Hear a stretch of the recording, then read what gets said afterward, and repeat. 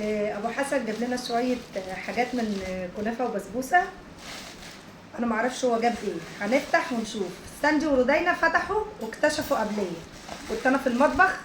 هنزل لكم بردك فيديو دلوقتي المحشي اللي انا عاملاه، وكلكم كده في الكومنتات تقولوا رايكم. بصوا ساندي ورودينا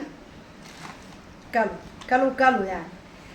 ده جلاش محطوط كريمة، بتاعي محشي كريمه. احنا دقناه. دقتيه يا ساندي؟ كان طعمه تحفة. كان طعمه ايه؟ تحفة.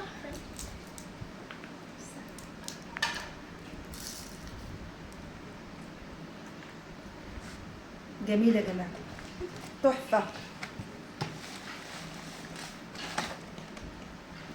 ودي هريسه بالكريمه بردك. بصوا قرقضت حته من الجنب، احنا لازم ندوق.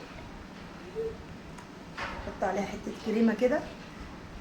طبعا كنافه بسبوسه ده عندنا في اسكندريه.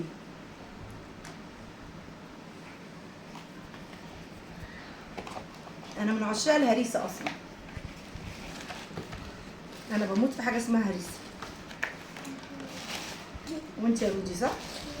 انا بصي ايدي لزقت ازاي. الاكياس ليه من جوه بقى ملزقه؟ بص حاسه ان الاكياس كلها ملزقه ابو حسن. ودي كنافه.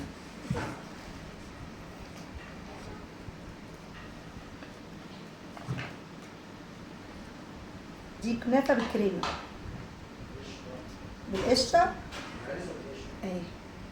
الهرسة ده دي بالكريمه ابو حسن.